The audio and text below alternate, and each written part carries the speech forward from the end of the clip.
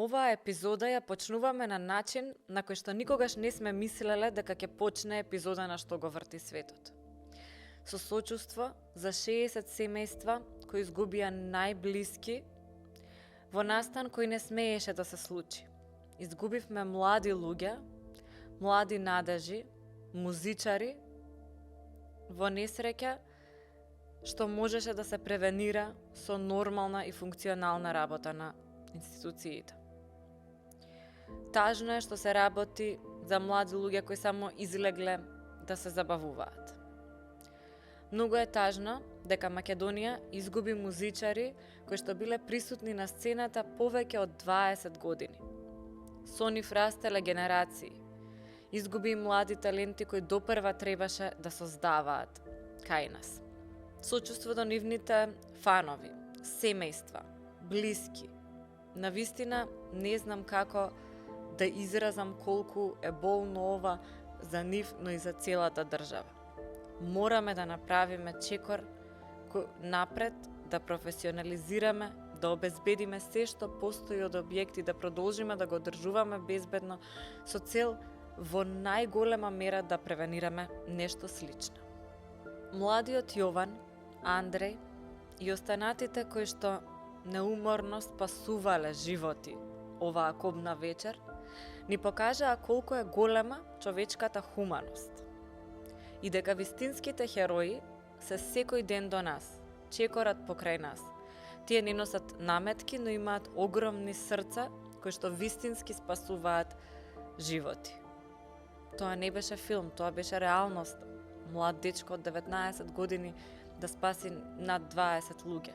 Секоја чест, навистина е народен херој. Секако сакам да изразам огромна благодарност како граѓанин на оваа држава и да им дадам огромен аплауз на сите здравствени работници кои што во моментов се трудат сите останати жртви да успеат здрави да продолжат со својот живот, да успеат да ја надминат оваа ситуација и да продолжат понатаму, им посакуваме брзо закрепнување на сите.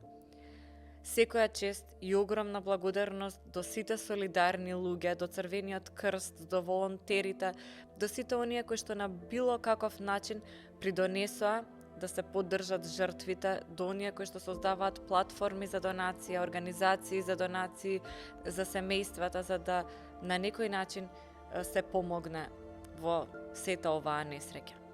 Многу често и Скопје, сега Кочани, но и цела Македонија е пример дека сепак во вакви тешки состојби нашата солидарност се покажува на дело. Благодарност до соседните држави и до сите држави кои што примија млади луѓе од Македонија и кои што ги лекуваат и навистина се трудат да ги вратат дома здрави. Денеска зборуваме со Константин Битраков од Правниот факултет. Здраво, Коки, добро ни дојде. Мислам, колку што може да е периодов било што добро.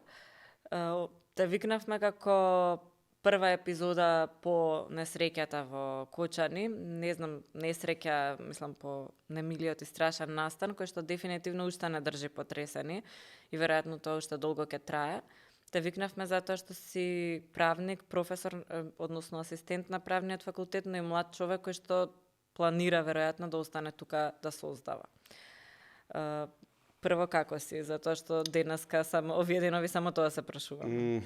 Како? Па како што се сите, мислам најнапред би сакал и сочувство да изразам до семејствата, блиските, пријателите на починатите, да им посакаме добро закрепнување на оние кои што се повредени, а за сите останати едноставно да покажеме поддршка еден на друг, мислам дека е клучно во овие моменти. Така што јас сум во таа насока, пробувам каде што можам да понудам поддршка на близок, на пријател, на колега и едноставно да разговараме и да го процесираме ова што се случи.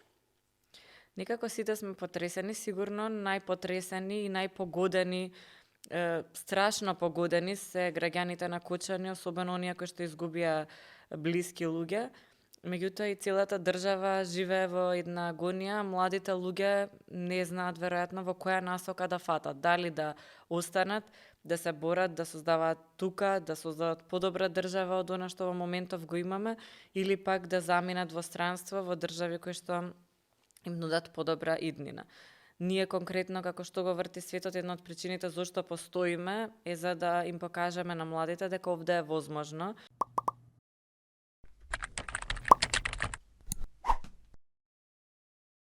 Деновиве некако не можевме да зборуваме за тоа се што е возможно. Ти работиш со млади луѓе на факултетот, каде што секојдневно ги гледаш. Меѓу нив си, каков е фидбекот? Разговараат ли со тебе студентите, ти кажуваат ли како тие се чувствуваат, како луѓе кои се на крстопат да одберат дали ќе останат во Македонија или не? Да бидам искрен, сега во овој краток период по трагичниот настан не можам да кажам дека премногу искуство е исцрпено, бидејќи добар дел од студентите не ни можеа да присуствуваат нели нормално на настава, си ги процесираа овие проблеми на свој начин. Нормално е да се разочарани.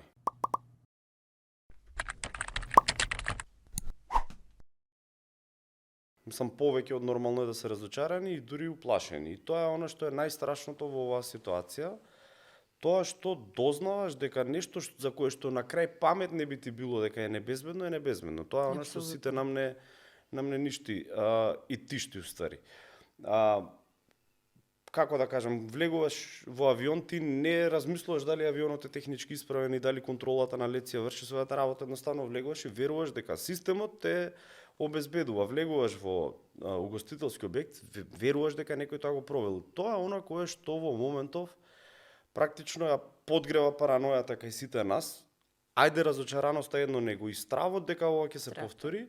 И тука е апсолутно разбирливо дека секој млад човек сега ќе се преиспита дали се уште сака да остане овде, ако досега сакал. Од она што можев сам да го видам, кај младите луѓе постои најмногу гнев и разочараност.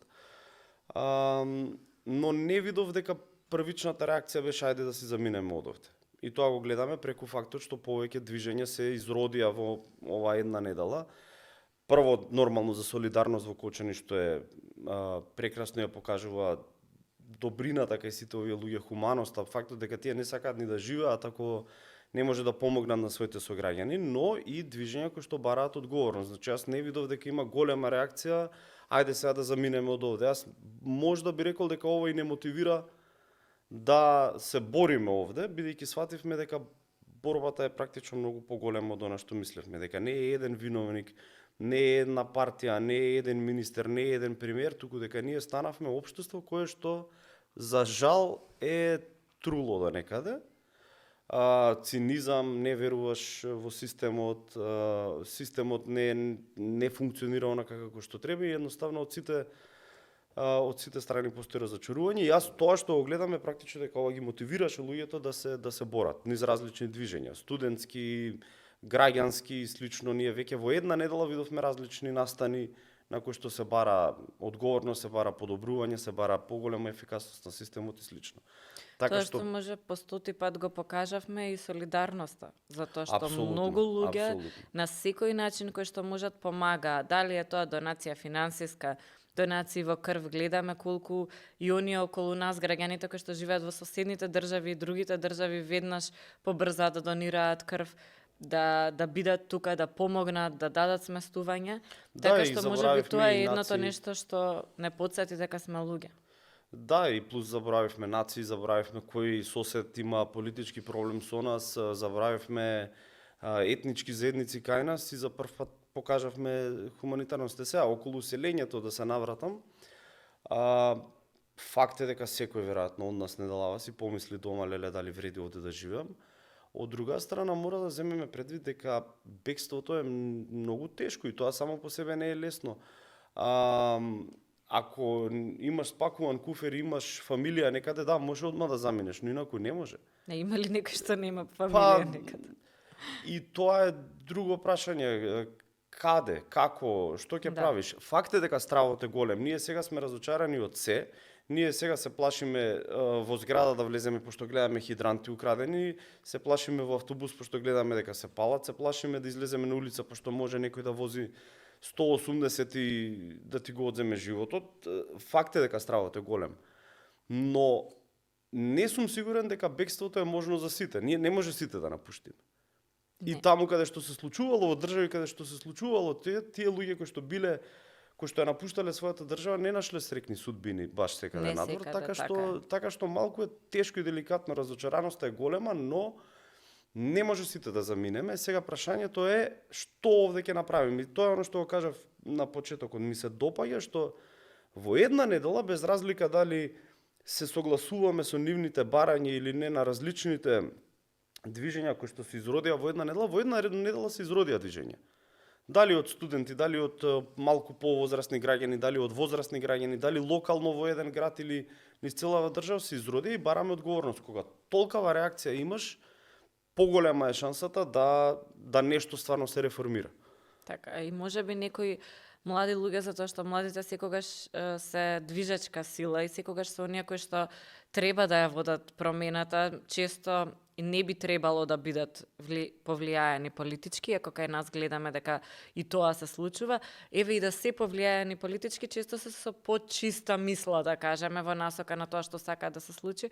Можеби ќе најдат сила да останат и да бидат дел од промената што мора да се случи во поглед на професионализација, професионално работење. Не зборувам за политичка промена, ние сега имавме промена на власта. Не можеме да зборуваме дека утре повторно ќе се промени и што ќе биде следно во тој случај. Мислам повеќе на да влезат во системот и вие образувате млади правници. Значи, млади луѓе кои што ќе треба да влезат можеби во администрацијата, да ги создаваат законите утре, да ги спроведуваат законите, така што се надевам дека тие ќе најдат надеж да останат и да покажат со професионална работа дека може да се смени системот. И јас искрено многу кратко сум била дел од институција, меѓутоа сум видела луѓе кои што се внатре професионални.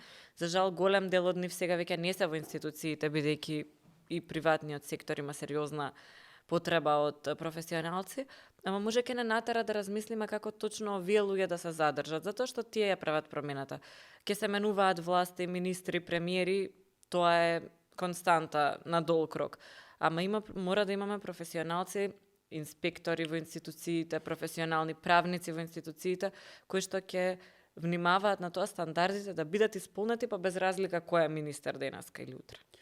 Ние треба да работиме како држава на тоа да ја вратиме довербата во јавниот сектор. Сега, недовербата апсолутно е оправдана. Луѓето се разочарале од разни причини, но она што ние барем како катедра, бидејќи нели сме катедра за административно право и јавна администрација, она што професорите на мојата катедра го зборуваат и она што јас го зборувам е дека не може дека нема замена за јавната администрација. Да, може да има дерегулација до некое ниво, но има институции кои што мора да постојат. Едноставно јавниот сектор или јавната администрација како дел од јавниот сектор е крвоток на државата. Таа е таа која што спроведува надзор и ни гарантира дека некој го почитува законот. Таа е таа која што го спроведува законот преку носење на подзаконски акти, издавање на лиценци, еве примери. Ние тука мора да сватиме дека не може константно како држава, сега зборувам, сите политички чинители, сите индивидуи да сватат дека не може да ја третираме јавната администрација од една страна како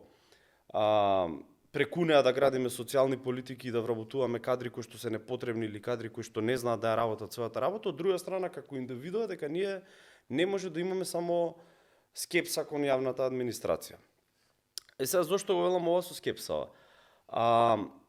Од една страна потсвесно веруваш дека некој нешто проверил, дека законите се спроведуваат, еве влегуваш во објект, не размислуваш дали е тој технички спроведен, очекуваш дека е. Од друга страна, кога гледаме многу контроли, ние сме првите тие како граѓани што викаат леле, сега еве, ова е политички. Значи никој не верува дека нешто се спроведува како што треба.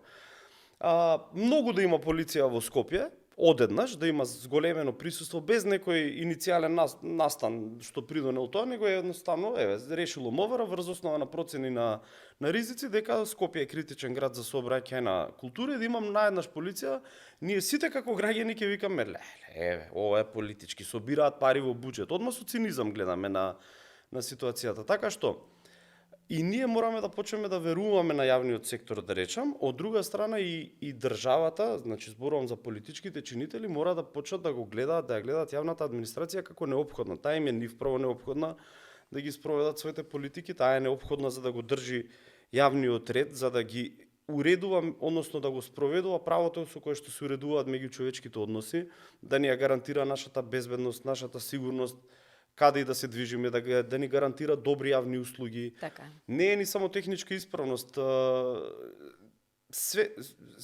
Целото наше живење, одиш на преглед, да бидеш сигурен дека таму ќе добиеш добра јавна услуга, дека нема да добиеш лек на кој што си алергичен. Значи, ние веќе почнуваме од се да се плашиме, бидејќи од еден ваков пример гледаме дека практично многу малку се почитува правото. Тука сега ние треба сите да работиме на промена. Треба прво политичките чинители на врвот да покажат дека може да функционира ефикасно јавната администрација и квалитетно, од друга страна на долг рок да се направи стратегија како да се врати довербата во јавниот сектор и желбата кај младите да работат. Во други држави е најголем престиж да работиш во јавна администрација. Тоа сакав да кажам, не само што е престиж, туку има и кај тој човек кој што ја дава услугата, има едно чувство на служба кон таа позиција.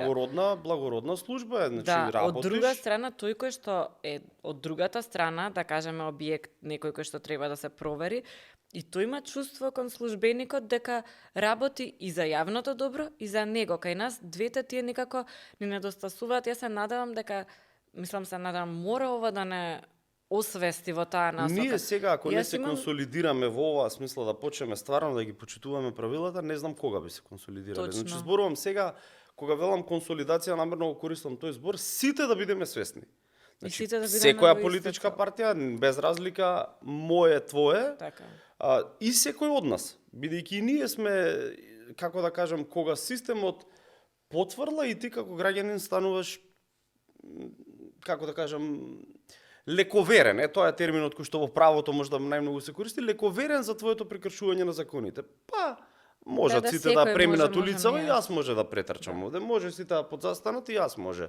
И тоа оди од помало кон поголемо. Можат сите да изградат дивоград, и јас можам. Со тоа што јас, бидејќи се трудам да внимавам, значи секогаш да се помина на пешачки и слично, кога се движите со дете, 3 пати повеќе гледате какви се проблеми има за нормално движење на луѓе низ државата и по улиците и секаде, како се не се почитува.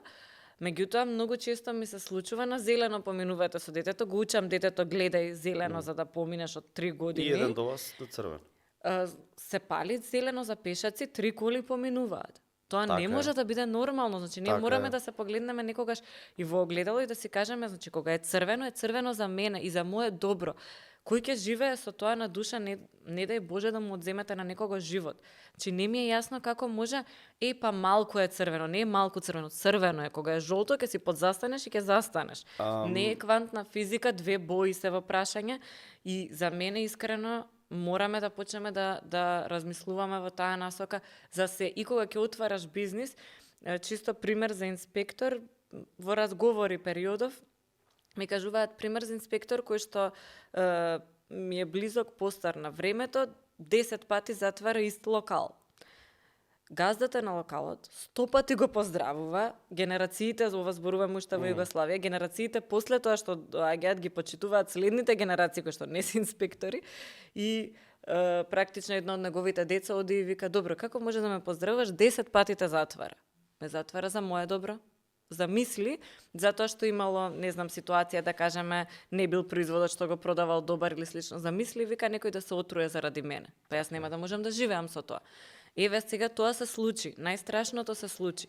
Значи мора да разбереме дека и тие инспектори треба да постојат, меѓутоа и тие од другата страна треба да прифатат дека тоа некогаш е и за нивно добро, за утре да немаат проблем. Ако може да се дадат 10.000 евра на звезди да се донесат во локалот, може да се обезбеди за не знам колку чини обезбедувањето на локалот и стандардите почитување, меѓутоа може да се дадат толку пари барем исто за да вие бидете сигурни дека нема утре да одговарате за нечи живот. Па тоа е Јован оно што кажа, значи ние од една страна сме разочарани, викаме системот не потврди и оправдана е нашата разочараност, од друга страна ние сме оние кои што се системот ако го гледаме како институции го сочинуваат вработените во институциите, но ако го гледаш како општествен систем, сите сме ние дел од системот. Ние сите сакаме контрола, ама не за нас. Да. Сите сакаме да ја казнет секој сторител на сообраќајен прекршок, ама јас може да поминам на жолто, секунда. Како да кажам, сите бараме да се уреди паркирањето, ама ако може јас да подзастанам 2 минути да претрчам до продавница, тоа е нешто кое што треба сега да го градиме, тука треба сериозно да се размисли како прво, ако говориме за најтешките дела кривични, како да се сообрази казнената политика за да постои генерална превенција. Секој правник во втора година кога учи кривично право, барем на мојот факултет тогаш се случува кривично право, слуша дека една од целите на казната е генерална превенција. Генерална значи дека ако јас сторам дело и јас сум казнет, ти нема да го сториш тоа дело, бидејќи ја гледаш мојата казна. Втората цел, или првата уствари, ова е втората генерална, првата е специјална превенција, јас да не го повторам делото. Ние имаме и прекршочно законодавство. Значи дела кои што не се кривични дела, не одговараш со казна затвор или кривично правни санкции, но одговараш за прекршување на законот. Тоа е глоба, тоа е забрана за работа, тоа е порано казнени поени во сообраќајот, сега ги нема. И ама тука треба да видиме да те казнат, зашто некои си ја плаќаат казната и си тераат по своја. Па добро, затоа велам, ние треба да ја сообразиме нашата казнена политика, прво во законодавството, а второ во имплементацијата. Ако гледаш дека некој ја плаќа казната и продолжува, очигледно дека таа не е ефикасна санкција. И тука е нашиот проблем на градење на политики базирани на докази, evidence-based policy. Значи, ако гледаш дека некој константно прекршува закон, плаќа казна и продолжува, тогаш очигледно казната не ја врши својата функција, пошто функцијата, една од функциите е превенција, повторно да не се случи делото. Исто и со сообраќајот, ако гледаш дека нема ефект од казните, треба да се зголемат. Можда е проблемот во неефикасноста на изрекување на казните, можда не се изрекуваат, но треба ние тука да работиме со сериозно. Тоа не е работа од денес за утре. Не. Ние сите сакаме, разбирливо е во вакви ситуации да сакаш решение одма. Не може да има решение одма, пошто ова е нешто што е проблем децении, не е проблем од денес.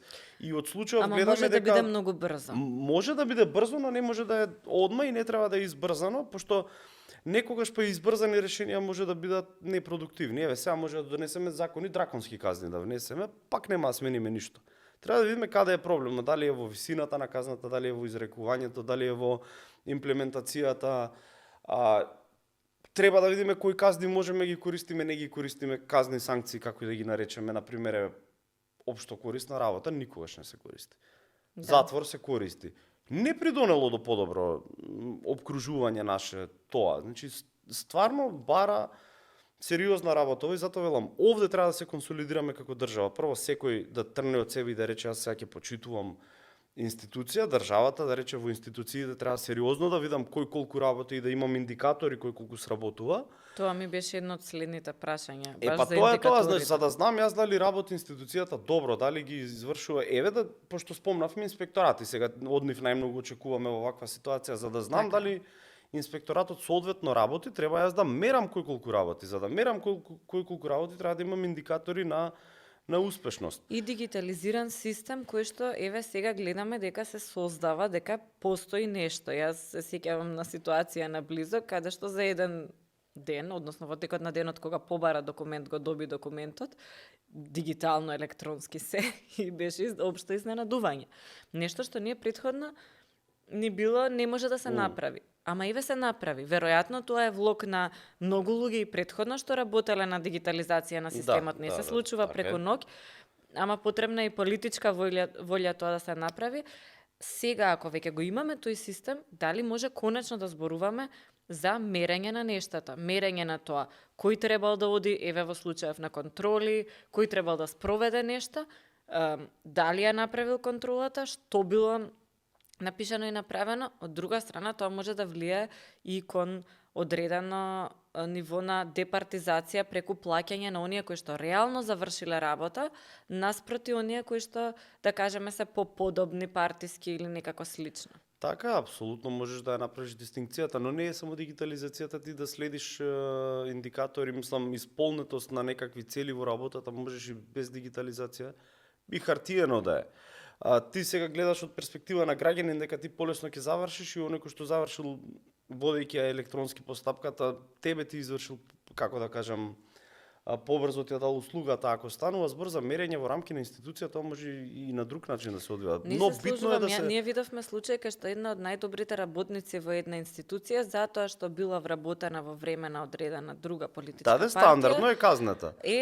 Кога доаѓа лошо. Да, сега не сакам да ги именувам партиите, меѓутоа кога доаѓа друг министер кој што има желба да постави некој свој веројатно таму, иако таа работела со сите министри претходно без разлика од која политичка партија доаѓала и била квалитетен кадар, тој над неа се убедени да ја оценат со 2, пример, и ја намалуваат платата, ја деградираат во хиерархијата и доаѓа друг. Систем тоа нема да ти го направи.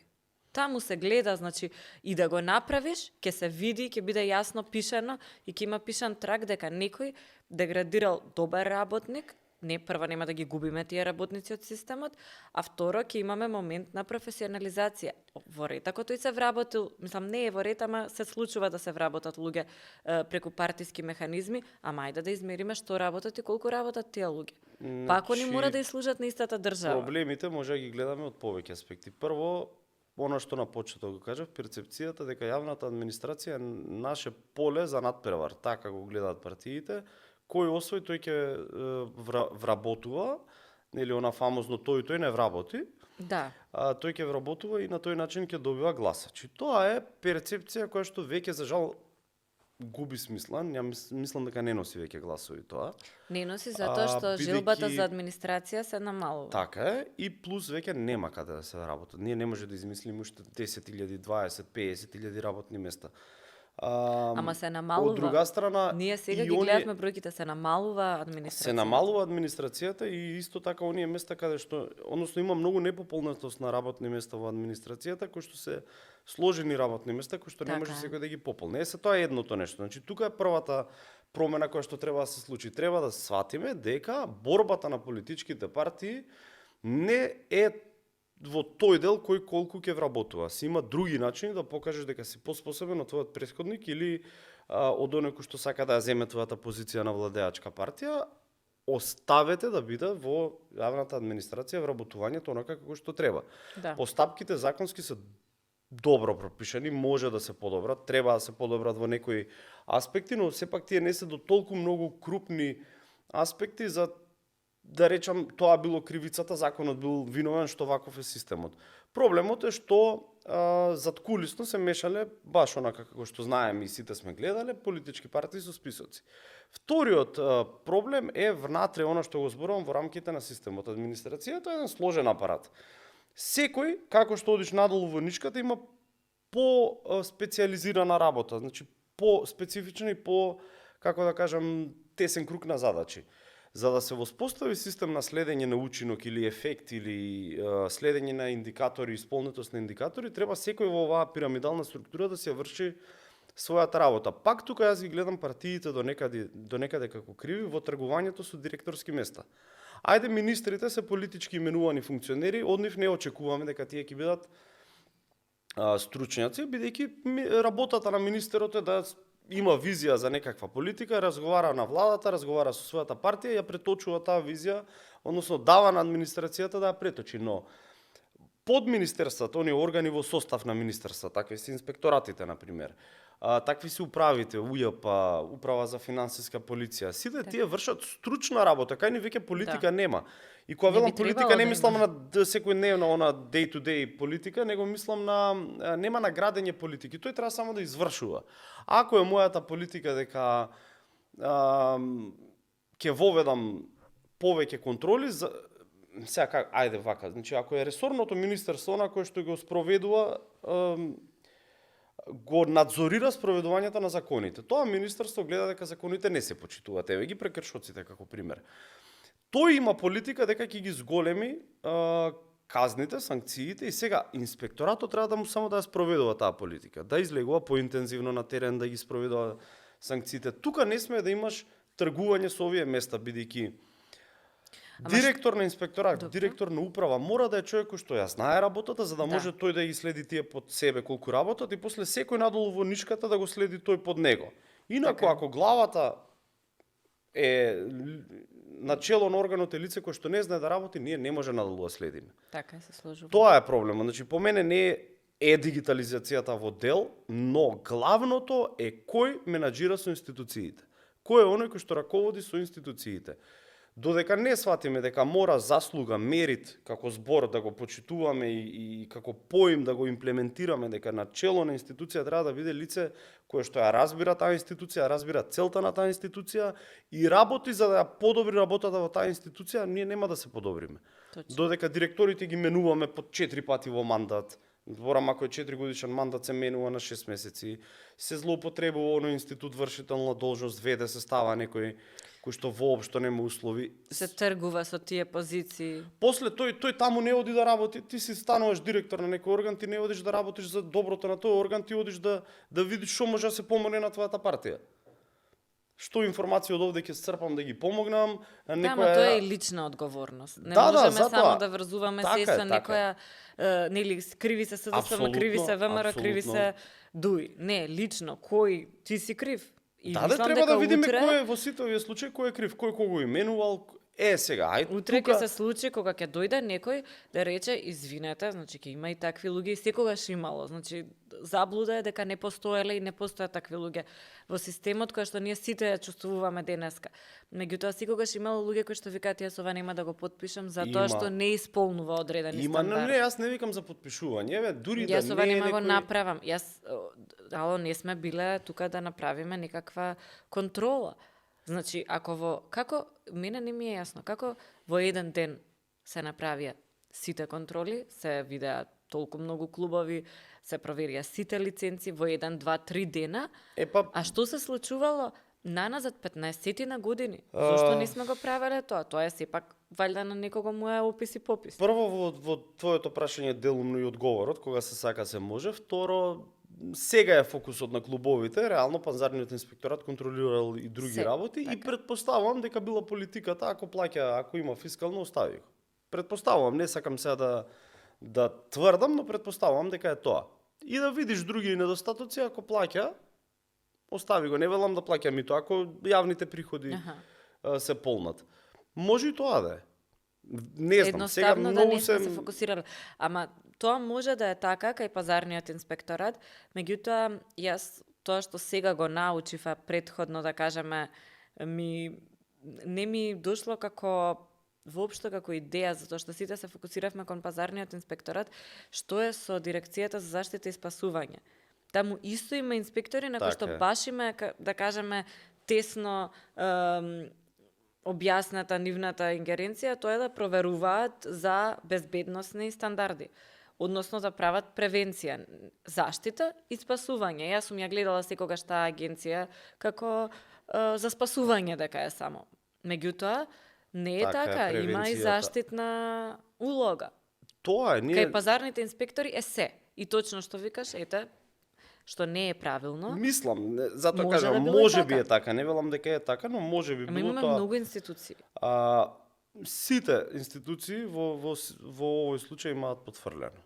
Факт е дека одговорноста, ти она што го спомна, одговорноста има име и презиме, во добар дел од случаи, но во овој не сум ни сигурен дека баш е само лично, едноставно така се работело. Така функционираме ние. Тоа мора да не работиме веќе така. Административна култура, односно не култура, или култура на административно работење, така функционираме ние. И ќе дојдеш и ти си ново вработен во органот и можеби си ентузијаст и постарите ти викаат не, ај ти немој многу да чепкаш, вака се работи кај нас. Голем е проблемот, корените проблемот, затоа велам треба многу работи да се сменат. Треба прво да сватиме да сватат партиите дека тоа не е битка, но за да партиите сватат треба и ние да почнеме да не го бараме тоа од нив. Што ние секогаш ги зборуваме партиите како некакви злобни ентитети кои што се дојдени од страна некаде, не, ние ги сочинуваме партиите. Така е. Партијата ја користи администрацијата како поле да вработува, бидејќи членството тоа го очекува. Не само бидејќи- членството и граѓаните тоа го Добро, дозволува. граѓаните, членството, како и да речеме, Да, се истите очекува се тоа од цели. нив, така се сме и ние настроени. Второ, она што го реков, ние бараме систем, ние самите не веруваме во системот. Трето, ефикасноста, значи стварно мора да почнеме да работиме на следење на работата и спроведување доследно на законите, што подразбира пред се способни менаџери, раководители на институциите, да ги Така. оставиме тие места да бидат професионализирани. Кога велам јас професионализирано, не значи дека тоа треба да е човек кој што е аполитичен. Секој човек има некој уверување. Така е. Верувам во десничарска, левичарска политика, други идеологии, не е важно тоа. И Човек кој затоа што ја знае демонизација работата. на партијата како општ концепт за мене не е добар, затоа што Па, партиите апсолутно, постојат секаде каде што апсолутно. постои демократија. Се Така е. надпревар треба да биде на идеологии на крајот од денот и секој има право да членува во нив. И сигурно и во едната и во другата најголема политичка партија и во помалите политички партии има луѓе со интегритет кои што се добри луѓе, има луѓе кои што влегле во партијата да кажеме со некои други цели. Па, сега, тоа веќе колку од членството како е влезено искрено, не знам, тоа е многу добра анализа, некако ако може да се направи кој со кој идеал влегол во партија, пошто верувам дека добар дел од луѓето се влезени како биро за вработување, како завод за вработување веќе влезам за да си најдам некоја работа. Давам на партијата ме наградува. Ама некогаш мора да се стави стоп. Да. Разбирам дека така функционирал системот и долго Односно, време тоа не се случувало. функционирал како што Но гледам. мора да дојде еден лидер на партија или едно лидерство на партија или една владеачка коалиција која што ќе им кажи на своите гласачи, крај. Вие работевте за нас, помагавте, помогнавте да дојдеме на власт, нели, да победиме на собраниските, на парламентарните избори или на локалните сеедно, но не може да ви понудам вработување. Тоа е тоа, мора еднаш да се стави тоа. Не е проблем ти да си член на партија да се вработиш ако ти навистина заслужуваш да се вработиш. Проблем е ако се вработиш а не заслужуваш, бидејќи после тоа тој човек останува. Ти ќе се заминеш од власт, човекот ќе остане таму. Тој не знае, ако не знае да работи, нема ни да научи. Па не се служувам. Лидерството на менаџментот може да биде и да им ја пренесе мисијата на сите вработени без разлика од која партија доаѓаат. Ако вие знаете да ги наградувате по работата вработените, едно време ќе има можеби некаков бунт од некои луѓе зашто напредивте, па тој не е од ваша партија, ама ако му речете погледни колку сработил, јас верувам во тоа, сработи и ти, ќе се напредиш. Тоа апсолутно. Има и малце и во менаџментот. Затоа реков, значи првото почнува од менаџментот, прво поставуваш способни раководители, а после веќе да се прекине со интервенција во постапки за вработување или во политики за регрутација на кадри. Исто така, Која земја, на пример, според тебе има функционална добра администрација и дава добри јавни услуги? Добри јавни услуги даваат многу земји. Мислам дека ако трнеме само од европско тло ќе најдеме добри примери. Еве да земеме Британија како земја од каде што произлегува оној поим на civil service, кој што кај нив е најголема чест да бидеш ти дел од јавната служба, така би се превело civil service, кој што има посебни школи за тоа, кој што за менаџери има дополнителни услови, каде што менаџерските позиции се во добар дел професионализирани менаџерски, мислам на директори на органи. Франција која што има стара, како да кажам, традиција на професионална служба, од каде што произлегува идејата за јавни услуги, јавни служби, односно служби кои што ги дава државата и кои што мора да бидат контролирани, од каде што црпиме сите ни искуства преку државната школа за администрација, така натаму. Во Германија има различни искуства, нели федерално и локално ниво, бидејќи не е унитарна држава. Естонија е нов пример на целосно дигитализиране и во добар дел автоматизирана работа на јавната администрација. Има примери. во крајна линија и да нема примери, ние и овде знаеме да почнеме да работиме. Проблемот, мислам дека бил на волјата. Ако земеме извештаи на невладини, ако земеме академски трудови, научни истражувања, ако земеме лаички ставови на граѓани, ние ќе видиме дека ние зборуваме за истите работи 30 на година. Еве, нека не се 30, нека се 25 од 2000-тите. Ајде, можда првите години на градење на независна држава не биле до толку нели јасни нашите цели, но еве во јавната администрација барем од 99-та кога има прва стратегија за реформа на јавна администрација, истото се зборува. Професионализација, мерит, што повеќе места да бидат пополнети преку мерит, помалце преку политичка преференца, оптимизација на кадрите, оптимизација на бројот на органи, не се случува тоа.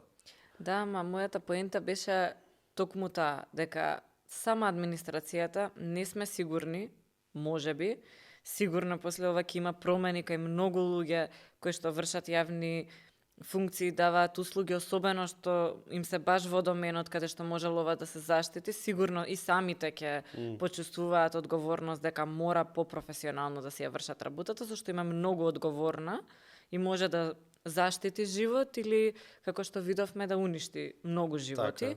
Меѓутоа, од друга страна, сите овие земји кои што ти ги спомна, се едни од земјите каде што имаат многу будно граѓанство, односно имаат граѓани кои што следат.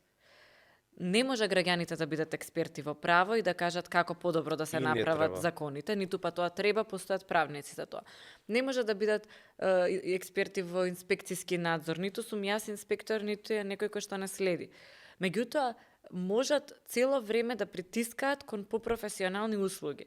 Ако самите граѓани престанат да бараат да бидат вработени преку партија или кога ќе бидат вработени на било кој начин во јавна институција, ја сметаат таа за највисок чин, а другите кои што не се во јавна институција ги почитуваат институциите, правилата и законите и бараат од институциите да ги спроведуваат, тогаш ќе имаме подобри јавни услуги. Меѓутоа, еве сега гледаме, како што и сам кажа, дека има организации, се случија, да кажеме, некои младински движења, нормално младите први излегоа заради нивните пријатели, врсници, дури да не ги познавате тие млади луѓе, знаете како има. И вие сте млад човек кој што сакал да излезе, кој што сакал да го живее животот и никој не заслужува да го изгуби животот на таков начин и затоа што бил млад. Буквално тоа е единствениот греф што, мислам, не е греф, туку единственото нешто што овие деца го направиле, биле млади, излегле, па не само деца, имаше нели наша генерација, имаше родители, имаше музичари, многу изгубивме квалитетни присутни во јавност на секој начин. И сега прашањето е зошто уште на самиот почеток гледаме дека почнуваат да се мешаат партиски интереси во овие движења и некако ајде сега да ги сузбиеме сите движења. Движењата се природни, треба да постојат, треба да вршат надзор, треба да се борат за подобра држава, не секогаш ќе знаат што бараат и тоа мора да го сватиме, ама ако се тука, барем ќе вршат притисок и ги подсетуваат институциите што треба да работат, дека ние ќе смениме, што ќе смениме, сега ни се смени власта. Мислам дека ова е целосно лаички, нормално, не сум јас некој што можева да го подкрепи научно, мислам дека ние уште градиме, ќе речам, демократска свест или капацитет за дебата демократска. Тоа се случува и внатре во самите движења. Значи не е само политиката дека им навлегува, и внатре многу често раздор во граѓански движења се случува кога мојот став не коиндицира со твојот и не може ние да разбереме дека може да имаме различно мислење, ама да се почитуваме. Не само мислење, визија. Например, јас сакам ова да се нашите барања на протест, ти сакаш други, одма е некоја скепса дека ти си нешто задкулисно местиш или јас. Немаме капацитет да се сослушаме едни со други. Веројатно и затоа и се пробува да се сузбијат сите движења, бидејќи никој не сваќа дека е во ред да ги има тие. Да. Во ред нека има движење, никој не е противник. Еве да речеме, сама кажа, сега имало избори, ова е нова влада, никој не ја криви оваа влада исклучиво, да рече, никој не слушав да рече, леле владава е крива за ситуацијата. Сега, зошто се пробува да се интервенира, мислам дека е тоа. Мислам дека и ние како граѓани, како држава, допрва треба да учиме да се слушаме едни со други и да разбереме дека некој може и поинаку да мисли, а сепак да те почитува. Да. Ама и владата ќе има коректор и треба да Така го прифати не, тоа. апсолутно е Додека така. постојат граѓаните, ќе има коректор што ќе ги држи во реалноста. Затоа што се случи претходниот пат? Имаше, да кажеме, студентски пленум кој што беше, мислам дека многу природно движење. Имаше многу луѓе кои дадоа критики, имаше луѓе кои што јас и за себе еве зборувам, ниту сум партиски член, ниту било што, влегле во системот со желба да го сменат и подобрат. И тоа траеше 2 години. Кога веќе јавноста престана да ја подсетува владата што треба да прави, одеднаш се случи да седнат 10 луѓе, се тапшаат по грб дека добро работат и додека остатокот од јавноста не верува дека добро работат и верува дека треба друго нешто да се направи. Се додека имаш јавност која што те подсетува што се бара од тебе, ти ќе бидеш добра влада, според мене. Не Подобра, само, бар. ама не само влада. Значи не е само владата Институции. тука. И да, апсолутно институции која велам, сакам да кажам не само политичарите или носителите на политичка функција и оние кои што раководат со институции и ние како луѓе. Граѓанско движење кај нас да трае повеќе, подолго период, јас не памтам едно. Секогаш после извесен период имаш фракции, па потоа некој мисли вака, па некој мисли онака, па како да кажам, покажување на несолидарност и тоа секој кој што сака да те сузбие како движење ќе го искористи. Да. Ние мора да научиме како граѓани да се слушаме едни со други, да го почитуваме туѓото мислење, да нема нормално во кризни ситуации дека ќе има и паника и страв и како да кажам и премногу не знам сега поадекватен збор галама на социјалните мрежи, но кога ќе се седне да се дискутира на пример што сакаме ние од владата или што бараме од неа и ние мора да имаме како да кажам капацитет да се слушаме. Ние не се слушаме едни со други. Не се слушаме. И затоа и владата е таква, мислам, не оваа влада, значи владите се такви какви што се. Кого да слушам, ако имам раздор во самите тие кои што се некаква организација, неформална цивилна организација, тоаш не треба никој да слушам. Мислам дека уште го градиме капацитетот да се слушаме, да дискутираме, да се почитуваме при дискусија, да се вреднуваат различни мислења. Ние сакаме, ако може сите исто да мислиме. Ако не мислиш како мене, тоа си ми противник. Не треба да е така. Нема напредок. Например, јас и ти може да се разликуваме по одредени прашања, ама треба да може си во право. Тоа ако е те што го слушнам, зборувам. Тоа е што го зборувам. Јас сум бил дел од граѓански движења, односно точно, студентски и тоа беше една граѓански. од причините кога размислувавме кога да поканиме после целава ситуација. Во ред сакавме да биде правник, некој кој што ете се остручува, е млад во делот на јавната администрација, затоа што некако сите велиме ајде можеби оваа нашава генерација и таа после неа ќе нешто ќе побара подобро да се случи во државата. Сакавме да биде млад човек и меѓу другото ти се јавивме затоа што ти беше дел од студентско движење, кое што студентско движење дел од младите што беа дел од истото едноставно се одделија и престанаа да бидат активни, се чувствуваа и те може нападнати дека не смеат да си го кажат својот став ако не е ист како ставот на некој лидер или на некој што е таму, што многу повеќе наликува на партија отколку на граѓанско движење. Меѓутоа, дел па се повлекоа заради тоа што ете не биле задоволни каков резултат на крај имаш. Не знам сега во која група ти некако се ставаш, ама не си прекинал да бидеш активен.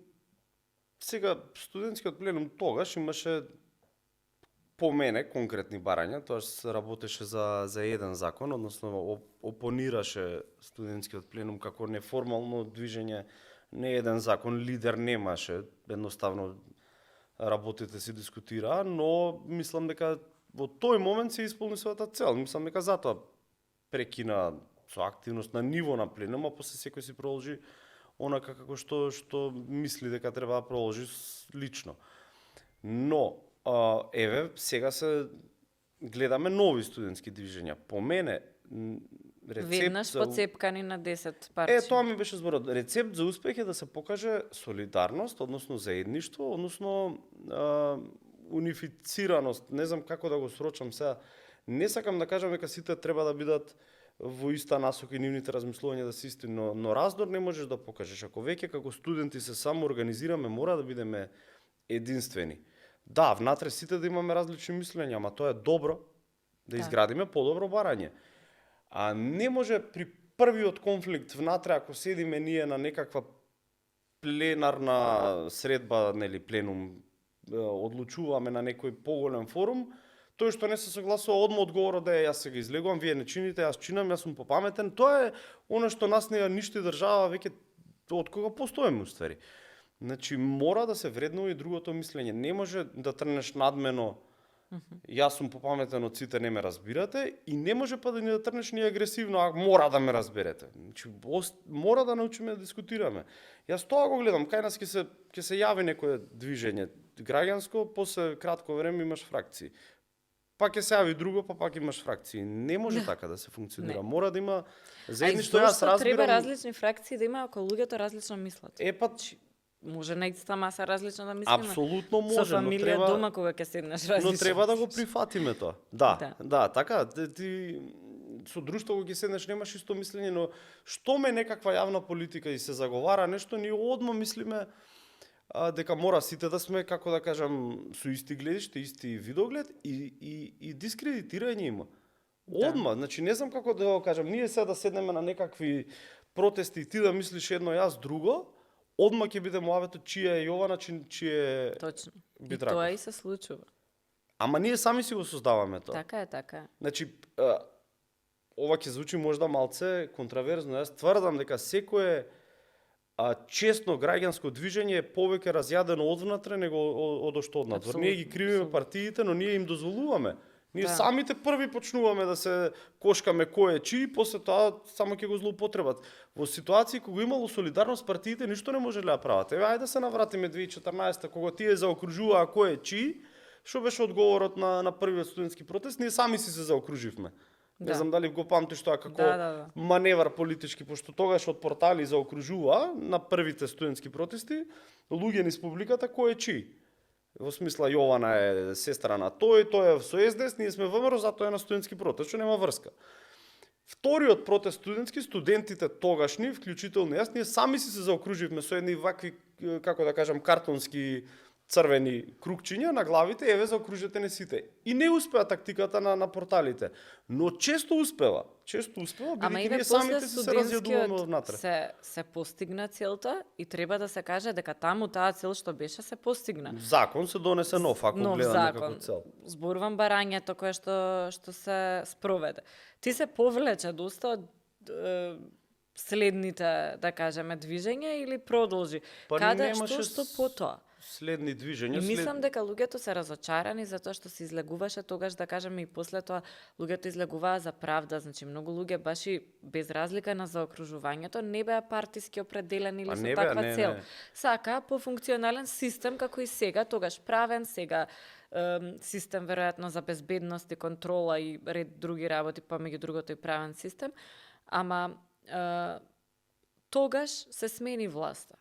И повторно го имаме тоа сега како да не ни се случи тоа, затоа што сега имаме нова власт релативно.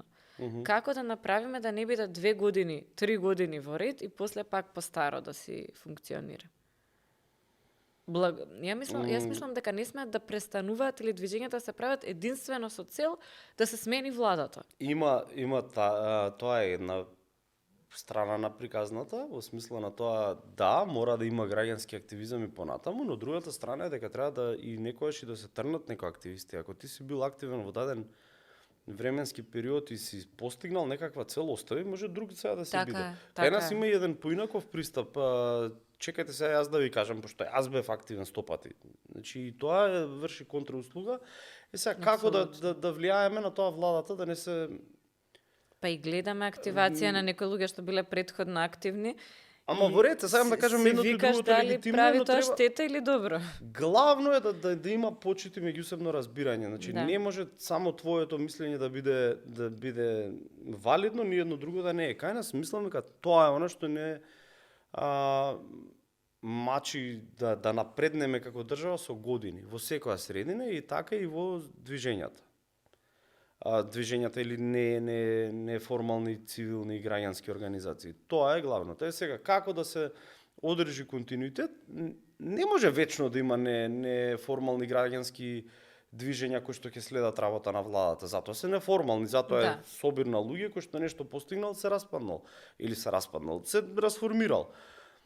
Затоа постои невладиниот сектор. Јас мислам дека кај нас добро се вршеше работа невладиниот сектор, се вршеше работата. Секој во својата област се следи, ние имаме извештаи. И имаше напредок за одредени работи. Имаше.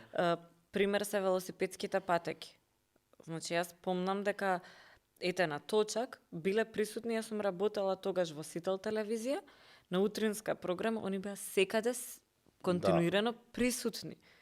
И го водеа многу така некако фино тој тоа е друго, пошто има тесна, конкретна цел.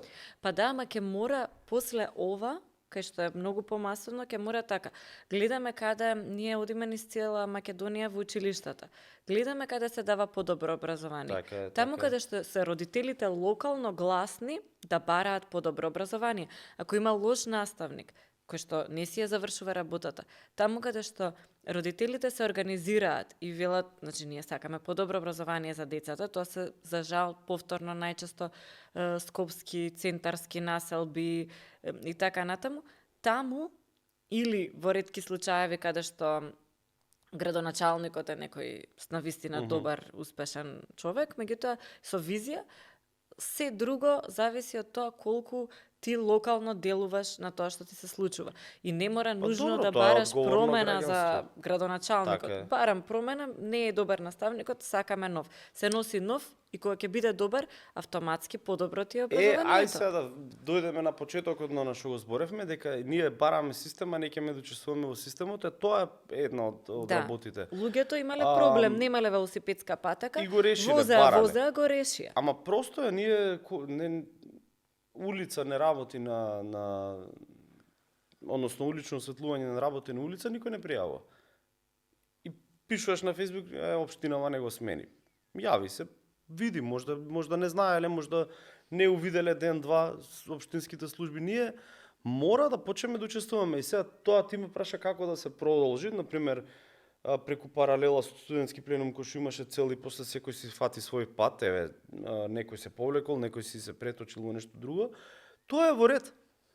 Секој во своето оному каде што мислиш дека можеш да помогнеш, помогни. Секој во својата сфера. Јас, например, лично не би се мешал во се, ама знам каде можам да помогнам и пробувам да го понудам тоа свое мислење, дали преку излегување на јавен настав, дали преку добронамерна порака, дали ако забележам нешто во моето место на живење ќе пишам порака на општината, го правам тоа. Сега многу луѓе не го правим. Не го прават апсолутно. Правиме и јас пошто не секогаш. Дури некој се изненадуваш. Па дури она кој ќе фрли некој ѓубре пред твои очи да му кажеш извинете, може да си го соберете ѓубрето. Тоа звучи страшно кај нас, бидејќи ние никогаш не сакаме да се никако да не се мешаш. Истакнеме да се мешаме, ама тоа е тоа. Го гледаш, се случува, ве молам, ставете си го вие корпата. Тоа е она што ни фали, активно граѓанство на подолг рок. Да, движења како студентски пленум, тогашен сега нели има нов профил видов студентски пленум, тие се пошироки, тие имаат во суштина треба да имаат една конкретна цел или неколку конкретни, но пократкотрајни цели. Не можеш да имаш конкретна цел, промена на цел систем, пошто тоа не е конкретно, тоа е општа и долгорочна цел. И нормално е тие да ги има па да ги нема, но треба од друга страна секој од нас да биде активен граѓанин или граѓанин кој што е одговорен и колку ние повеќе пријавуваме на јавните власти, толку повеќе ќе има фидбек. Друго е 20 да пријават, друго е 100 да пријават. Ако пријават 100, секогаш се излегува. Да. Тоа е она што ни треба. Треба да си бараме. Тоа најчесто ни се кажува кога бараме повисока плата, нели, и бебето ако не плачало и така натаму, тоа е многу лош пример, зашто не е така, јас имам бебе, ама генерално ако не побараш, нема да добиеш. Мораме да бараме и тоа мора да продолжи и да не биде врзано исклучиво со дали ти е тебе подобар животот. Не. Што сакаш да ти е подобро тоа? Ајде, може да се соберете 20 луѓе што тоа го сакате, може. Пишете до општината 20 мејлови, сигурно ќе ги види. Значи, еве ако не ги види, тогаш можеме да почнеме, нели, социјални медиуми се користат и слично. И повторно има општини каде што тоа се случува и тоа се општините кои што сега имаат ненормално високи квадрати, затоа што луѓето сакаат таму да одат да живеат. Таму има подобри училишта, подобри градинки, често и подобри други да услуги така, и инфраструктурно се посредени од другите општини. За се таму друго, каде не што само нема, за општинскиот проблем. Тие сега ги зовав како пример, пошто се најопипливи за се. но еве ако гледате дека некој објект на вистина не исполнува стандарди, може да бидете гласни, да продолжиме да бидеме гласни.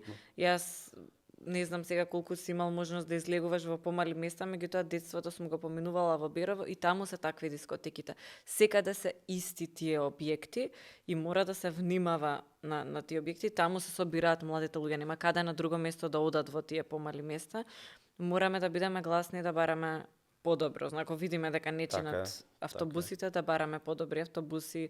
Ако видиме дека нема каде со детето безбедно да се движиме, да го побараме. Да, па не е одговорот да се разочараме. Не е тоа решението на ништо. Мислам, Сме легитимно е разочарани. на крај крајава секој човек ако реши да напушти, легитимно е, не можеш да се наљутиш што некој во оваа држава која што очигледно те изневерува многу пати, легитимно е да се заминеш, но ако веќе не можеш одма или не сакаш, тогаш треба да се бориш. Борбата не е само да од време на време кога има протест да излезам на протест. Или па не е борбата дека ако ти си бил активен во протести и после те снемало од јавниот живот дека ти си исчезнал и веќе не се бориш. Секој си има свој начин, значи тоа е пишување, тоа е реакција, тоа е разговор. Активен граѓанин значи граѓанин кој што се грижи за својата средина. Ако отидете на пример еве во Соединетите Американски држави, нема да ги земам во многу други аспекти како пример, но еве за вакви локални прашања. Секоја населба си ја гледаат како своја. Зборувам за оние населбички во предградие со 20, 30, 50 куќи. Не дај Боже еден да почне таму побрзо да вози од тоа што е дозволено 20, 30, цела населба ќе излезе против тебе. Да. Тоа е тоа што те прави граѓанин. Дека мислам дека има промена тука, мислам дека кај нас веќе има поактивно граѓанство, но полека оди. Уште ние имаме некоја филозофија, ајбе не се карај многу. Остај го, ти гледај си твоето, ама не може така. Ние мора да сватиме дека не може да си го гледаш само твојот живот, пошто живееш во заедница со други луѓе. Мора да го гледаме јавното добро и сите да се грижиме за него. Оно што ти го кажеш, стварно е најпрост пример. Гледаш фрла ѓубре, опомени го на крај крај, земи ти фрли го пред него. Па да му падне незгодно. Се прости се примери, како да кажам, едноставни се, ама така е, од таму трга. Гледаш дека некој вози дивијачки, пријави еднаш, 2 пати, 5 пати, 10 пати, на крај крајава пиши негде, ќе се јават и други истомисленици како тебе. Тоа е оно што ги создава општеството кои што се напредни, односно ги направилно напредни. Бидејќи секој од нив се грижи за својот простор. Да ги дадеме, така. Па примерите се секоја развиена држава, не може референдум во Франција дали да бидат пешачки зони направени. Значи они ги прашуваат граѓаните, сакате ли да нема коли од дека? Сакаат, не сакаат, може ќе испадне дека не сакаат, не знаеме што ќе се случи. Ама сигурно ќе се вклучат луѓето што се засегнати и ќе се донесе одлука. И така функционира системот во интерес на граѓаните и администрациите во интерес на граѓаните. Мора и едните и другите некако да се буткаме напред. Да, ама треба и ние се зборувавме доста нели за систем. Да, точно е, треба да има професионализација на раководни места, треба да има следење на работа, перформанси, колку се користат добро јавните средства. Делумно тоа го има невладиниот сектор, мониторира многу од аспектите на работата на јавниот сектор, но и ние треба да сме поодговорни. Кај нас кога има јавна расправа, нема луѓе. Точно. За жал. Точно. Или кога на сила се собираат. Да, ако е голем скандал, не знам, некоја голема зграда, но лош детален урбанистички план, да, меѓутоа за ситни работи нема. Не. И го гледаме тоа, дури и тоа го гледаме со цинизам. Еве да објави било кој градоначалник дека ќе направи 10 јавни средби за да слуша на наши мислења, ние викаме, фарса е. Тоа ни е. И нашата идеја е дека пак ќе викне некои истомисленици како него, а никој не добива со викање истомисленици. Така е. Па не, треба вистина граѓаните да ги викнеш. Може би и вика. Градоначалник може ќе викне 10 луѓе кои што него ќе го пофалат на таа средба, ама бидите таму, скажи поинакво мислење. Значи не е секогаш одговорот да некоја надменост е тоа кај нас, како јас сваќам, будали се овие што не сваќаат, јас сваќам дека ова е се фарси, затоа не одам, уствари ништо не постигнуваш со тоа. Да. Така што да, активно граѓанство во секоја смисла на зборот, пријави прекршок, пријави непочитување на законот. Разбирам, тешко е некој што се разочаруваш, ќе пријавиш, ќе побараш пајак да дојде, не доаѓа пајакот и одма требаш, ете викнав. Добро да јави се пак. И јави се утредента пак, и јави се пак. Еднаш ќе дојде. Ќе профункционира, јавете се 10 луѓе наместо еден. 10 луѓе пријавете истата грешка. Ако цела зграда, ако живееш во зграда, сите се нервирате, јавете се сите. Да. Значи се менуваат работите, ама треба и ние да се. Ама и кога ќе те крене пајак, ќе одиш ќе си ја платиш казната. И тоа, така е. Кој за крај, затоа што беше доста тешка и за нас комуникацијата на оваа конкретна епизода, каде што зборуваме за еден од најтешките случаи што се има случајно на државава, иако фативме и многу други теми, би сакала малку да позборуваме за комуникацијата и на институциите, како треба да се обратат периодов на јавноста, меѓутоа и на сите оние службеници кои што даваат некаква услуга и на секој кој што ќе се појави во јавност. Пак ќе повторам, дури и за нас кои што имаме некаков тренинг во тој дел, ова е многу тешко и специфично да го направиш добро.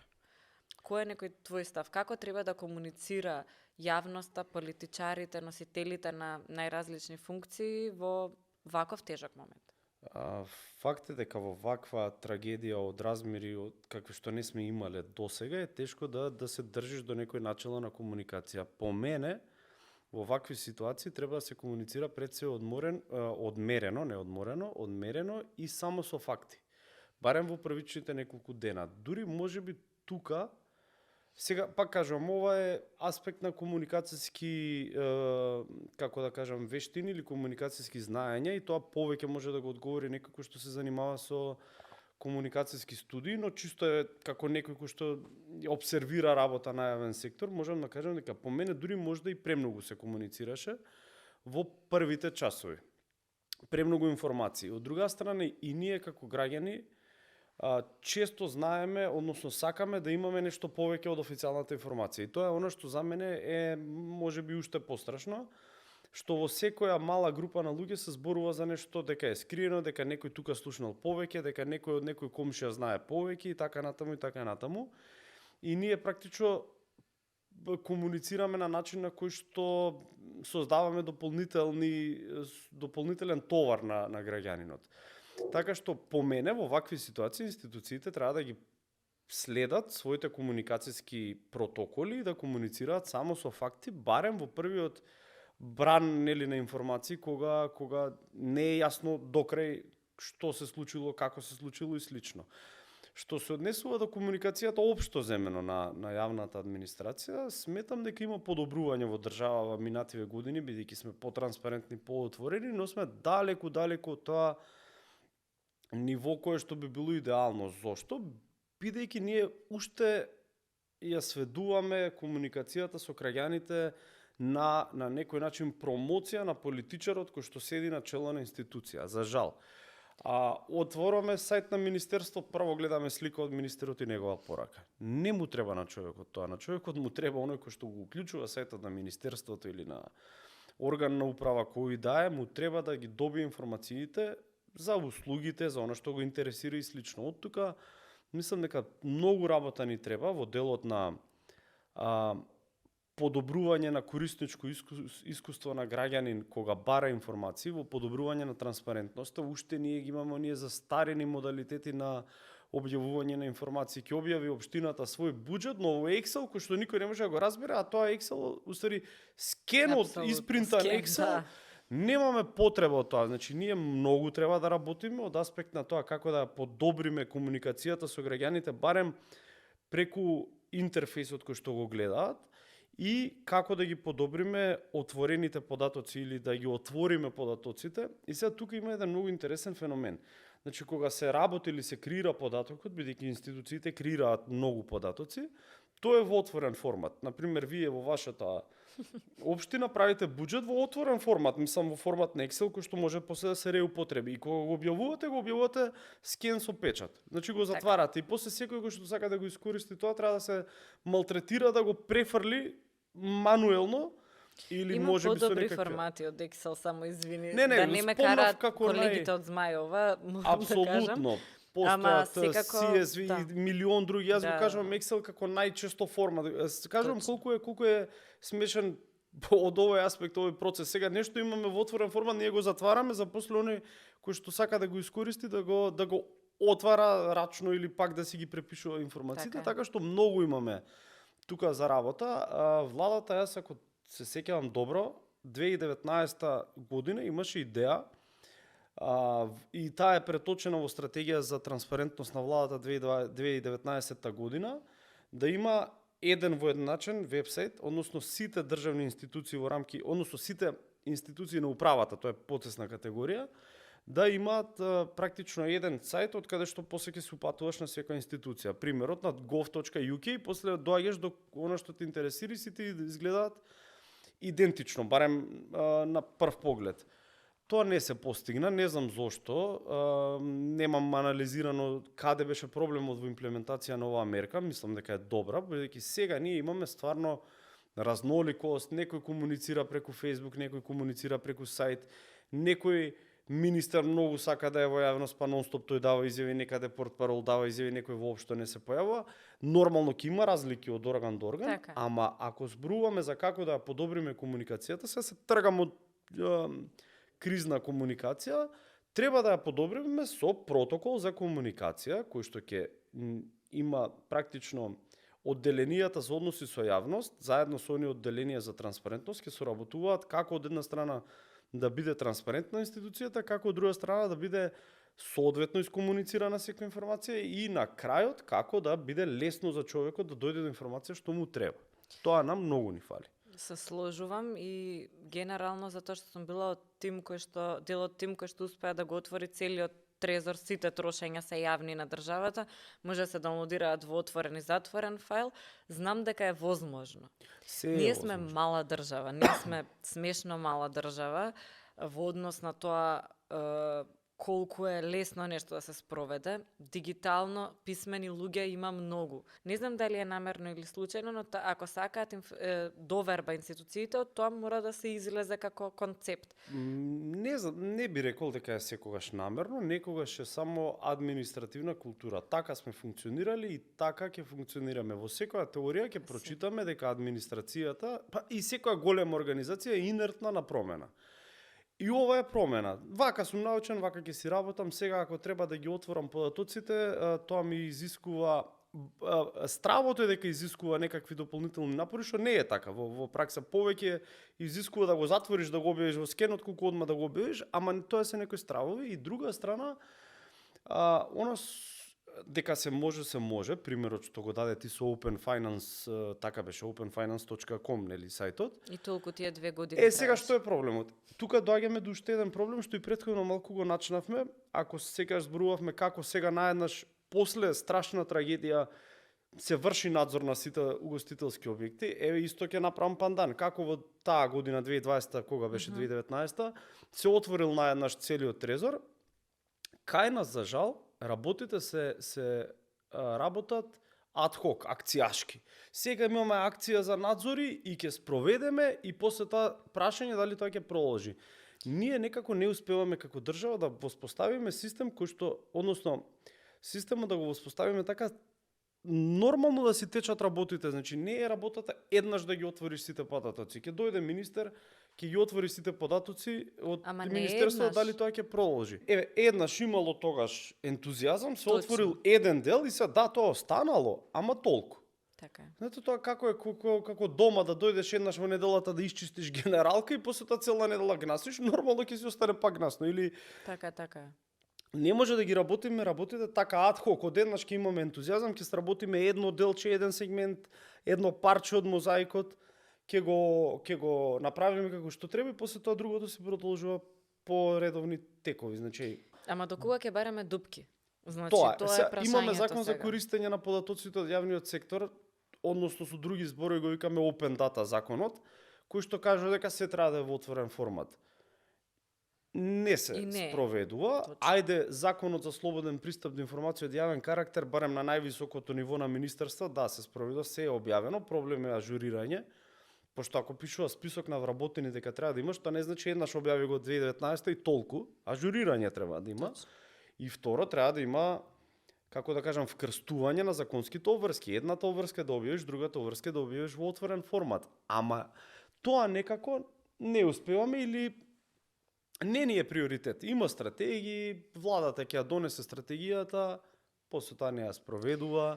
Не е приоритет, Ке треба ги да има задолжи- процес и тој процес да си е фиксен и да си тече. Па Значи затоа исто викам. како што тече да биде континуирано нешто да се прикачува самото, многу од процесите ако се Може. автоматизираат, Така нема е. да имате момент на се сменила власта, дошол некој друг, туку автоматски тоа се случува и готово. Па, Ако го прекинете, после тоа најчесто ќе има Неконзистентност на политики, проблем. како да кажам. Тогаш, тие години 2019-2020 имавме голем напредок во отворање на податоци, во транспарентност на институции. После одеднаш прекина да е тоа приоритет на владата, беше на почетокот. Имаше неколку добри проекти кои што до денес функционираат како Open Finance, Open Data се отвори opendata.gov сајтот, нешто има податочни сетови, нешто остана, макар што остана доста на нивото од тогаш, неколку институции само редовно ажурираат, но проблем е во неконзистентноста. Ако имаш владина политика и речеш дека ова ми е приоритет за наредните 4 години, тогаш треба да си одделиш ресурси за мониторирање на тие достигнувања. Кај нас некако се е на, како да кажам, Желба. по голема реакција на јавноста најчесто, едно нешто се создава и сега тогаш што беше проблемот? Проблем беа трошењата на функционерите, трошењата на органите. И под голем притисок се создаде Open Finance и ние викаме check the box толку. И тоа беше во програма им било. Добро, Јас не сум била ама член, програмата било. била создадена поради тоа што претходно имавме скандали со трошење, Точно, така? И да. сега ние тоа сме го направиле, тоа е супер, ама мораш да продолжиш после во други сфери. Кај нас некако Сега така е. повторно се ветува транспарентност, тоа што го гледав и многу е полесно кога си нова владеачка гарнитура Така е. да ветуваш транспарентност, треба да останеш доследен. Транспарентноста е битна, но тука малку повеќе прашањето ми беше, малку се фативме со тоа бидејќи ние веројатно на двајцата тема од интерес, ама повеќе прашањето ми беше во човечноста. Рековме да не бидат премногу присутни. Сепак мислам дека е важно да бидат присутни во делот на давање утеха и треба да бидат многу внимателни, многу Така. фини со сите страни, без разлика дали се политички неистомисленици и така натаму, затоа што луѓето што се бесни имаат право, не треба да им викате на нив веројатно. Луѓето кои што не се бесни или ве поддржуваат, треба да им дадете благодарност што ви дозволуваат да си ја работите работата и ветер во грб ви даваат. Од друга страна, секогаш мора да биде со сочувство и со грижа таа комуникација, но дополнително мене ќе ми значеше малку повеќе да видам луѓе кои што не се класични политички фигури. Да кажеме, во рете да го гледаме и премиерот, и министерот, и портпаролот на влада, и тие сите до сега се во ред, освен имаше неколку испади арогантни, веројатно во екна сето тоа што се случува, меѓутоа мене ќе ми значи да видам луѓе кои што работат на истрагата, да видам луѓе кои што се, да кажеме, директно вклучени, да видам дека има луѓе надвор од овие политички чинители кои што сакаат да истераат правдата, оној систем за кој што сите плачаме дека го нема, би сакала да ги видам тие луѓе. И нема да биде прв пат. Често полицајци давале изјави за одредени работи.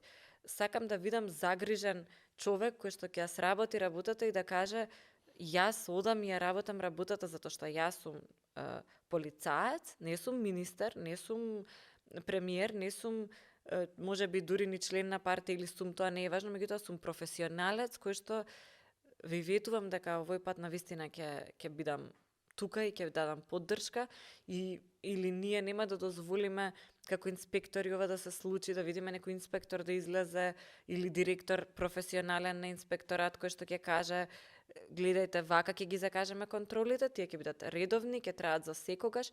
Ми фали тоа некој професионалец и од друга страна секако недостасува собранието да излезе да каже нешто. Собранието одлучи да не каже ништо, не да лава, нели? односно да нема пратенички прашања во четврток кога треба да има редовните термини, што е многу поразително, еве да трнам од таму, инаку да. Денеска. Она што јас го кажав, можда лошо се изразив. Јас кажав дека во првите моменти требаше да се искомуницира само со факти и нормално да има сочувство, ама да не се навлегува во премногу давање на информации, бидејќи кога отвораш па и кривична истрага, можеш да ја загрозиш истрагата со тоа што премногу ќе кажеш претходно. Во таа конотација кажав, се отвора, да, ама така е. И ако го видите законот за кривична постапка, ако не грешам, јас не сум кривичар, но мислам дека е така од моите општи познавања на правото, мислам дека јавното обвинителство треба да ја води комуникацијата со јавноста во кривична постапка. Колку дава, јавното обвинителство најдобро знае, пошто го подготвува предметот. Тука треба да се внимава, а инаку апсолутно, дека она што нам ни фали е прво пратенички прашања, па дури и анкетна комисија надзорна во собранието, пошто собранието е контролорот на извршната власт, на владата и на сите институции, односно сите јавни функционери во извршната власт, треба да се повикаат. Колку пати ќе видиме како конгресмени и сенатори на надзорна расправа ги допираат најсензитивните прашања и добиваат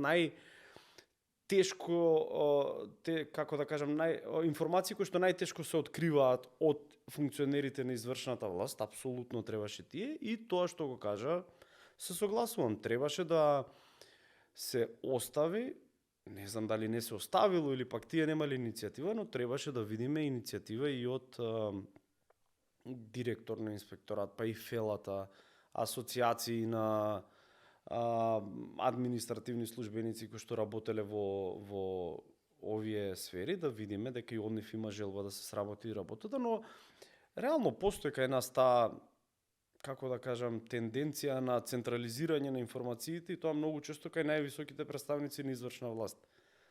По мене не е добро, нема потреба, но таква е традицијата кај нас. Излегува челникот и вели јас ќе сработам или јас ви ветувам дека ќе се сработи. Тоа е можеби нешто што на полукруг треба да го промениме.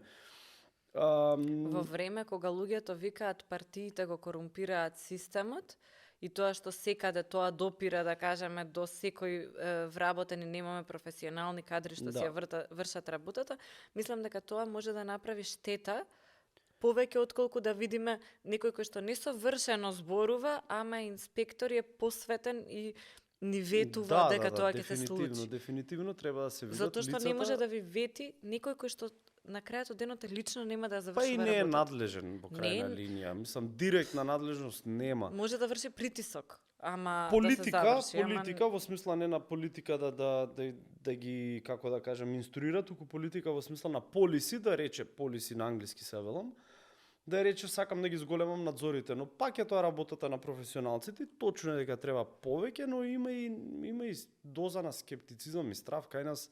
За жал професионалците ретко излегуваат во јавност, што е штета.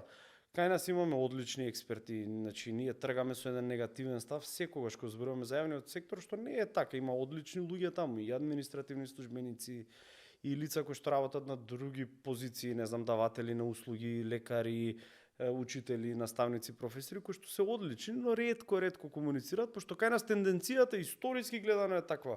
Челникот на органот да се појави, челникот на владата, челникот на министерството, тој главниот да рече јас ви ветувам вам на граѓаните, а од друга страна и добар дел од луѓето и тоа го сакаат.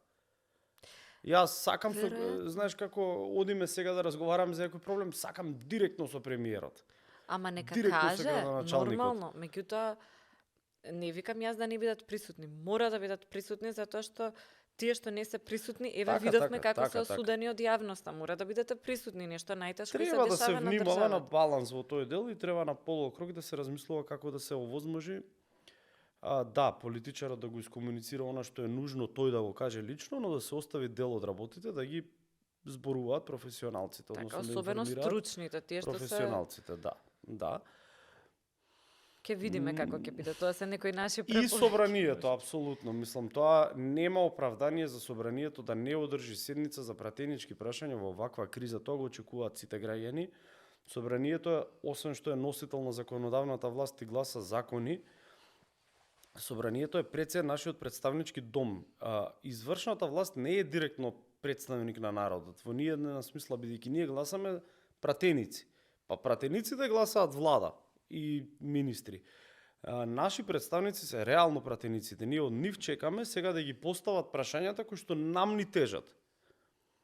Наместо да се отворат линии, па да може да пишеш на пратеник, па тој да се спреми за пратенички прашања, ние одлучуваме да ги одложиме седницата. Ќе видиме, може следната недела ќе добиеме таква Може би седница. ќе биде подобро подготвена, но и тоа не е Да. оправдание. Сепак и тоа не е оправдание. Точно, ама Може во да време има кога нема информации, може би нели ајде сега пробувам да бидам малку некако адвокат на другата страна, ама ајде да видиме, може ќе се спремат подобро како и да е мора да излезат. Во ред, Мислам, тоа што но ќе и- нема барем сочувство да дадат на одговорница сите еден по еден и тоа е проблем. И надзорна расправа. Значи, ние забораваме колкаво улога имаат надзорните расправи или анкетните комисии, комисиите надзорни во рамките на собранието. Не е само седница на пратенички прашања последен четврток од месецот.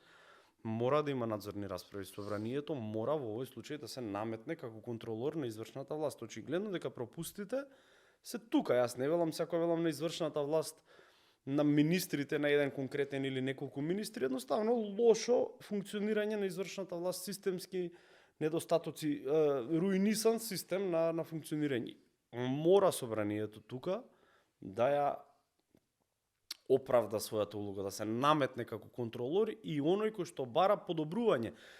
Пошто собранието е тоа што ги бира носителите на извршна власт. Значи, тоа е ако... И има право да ги стави во ред, да им бара одредени Знаете работи како, така ако натаму. вие сте сега компанија и вие сте 5 содружници и го изберете директорот, вие веројатно ако е во загуба компанијава ќе го викнете на отчет директорот. Ова Да. треба да се случи, мора да се случи во моментов. Се надевам дека ќе се случи во скоро време.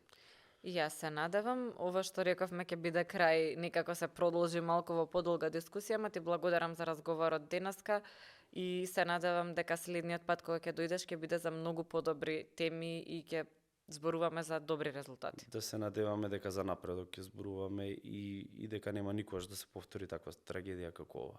Ти благодарам и тебе.